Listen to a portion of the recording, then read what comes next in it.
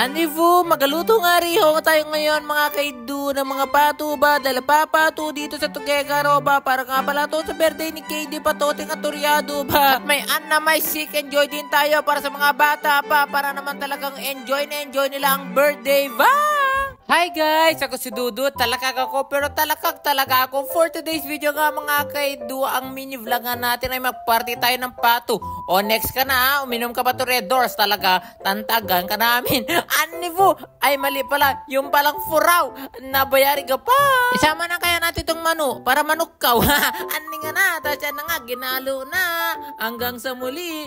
Parang yung sombrero niya. Ananay! Natay! Nga na ira. Na part deads na sila. Nag-slice na ni Bula ako ng bawang para nang sa ganun meron akong pakinabang bawang para taaswang. At dinutudan na nga natin tong pato mga kaido. Siyempre sumali na rin si Dudut. Parang yung sa ganun nagkadutdutan na ni Dudut. Ang tinutdutan niya, ang gulo mo, Anivu. At lagyan na rin natin ng mafato na danon para mas mabilis nga matanggal yung mga dudu niya. Para nang sa ganun katayin na natin to. Ay, kinatay na pala. Uy, at yan mga kaido medyo malinis na.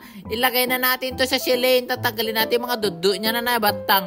Para nang sa ganun, pwede na siyang tantagan. O diba? For the chop na ni Kuya Ford yan. For the masarap na naman ang adobong pato na naman nagawa ni Kuya Ford. Talaga namang tumagal na naman ang akla na Dudut na ito ha. Talaga namang maraming matotomba na naman to na Red Doors, Jean, Alfonso, Binarayan na kung ano-ano pa. Akala mo talaga umiinom ka Dudut. Tumagal ka talaga ah. At syempre kako, mabatog manalsa ko. Ano singo ng pagkakano. Tuwang-tuwa na naman ang Dudut mo. Na party ka lang to pato. Medyo na dumadamang ka pa boses mo ta voice over ah. Ani ka ba Dudut? Ikasebe mo talaga no. Tapos ito na nga yung manu. Isabay na kaya kita. At ilang saglit lang mga kaidu. At ito na nga pala ang finished product na natantag. At naggisa-gisa na nga pala si Kuya Ford. Dahil iluluto na namin to at pupunta nga pala kami sa swimming. O diba? Ito si ate fresh bukol. At yan nilagay na nga pala sa kawali yung fatu. O diba? Dalawa lang din yan kasi patu nga diba? Kung isa di pawan. Siyempre nagluto rin sila ng caldereta, fried chicken na malaan na may. Ano may chicken joy. Tapos yan na nga mga kaido, nakatulog na nga ako at kapag gising ko, nag-free-frito na pala sila ng anamay chicken joy by Kuya Ford and Ate Rachel. O diba, bili na kayo 15 lang. Andi nga na singo na o. Dahil nga baby yung mag-birthday at bata pa.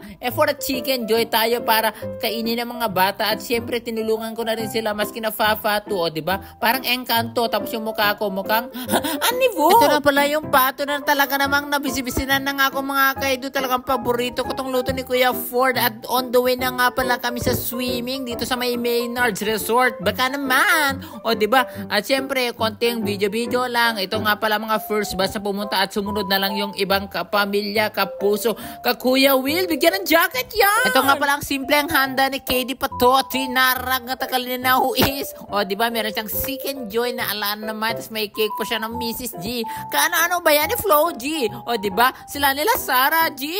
At yan na nga nag-blow na at nag-wish na nga si KD at sabi niya gusto ko maging katulad ni Tita Weng. Yung pala gusto niya maging puti ni Tita niya Weng. At nag-picture na nga pala sila magpapamilya. At syempre hindi rin kami papatalo. Happy birthday KD Patoti. Wish ko sa'yo sana maging mabait ka na. Hindi ka na matrulyado pa. O diba? Tapos sinisiman ko na yung chicken joy na malaan na may. Tapos yung pato nga nasisingo. Anivu! Babu!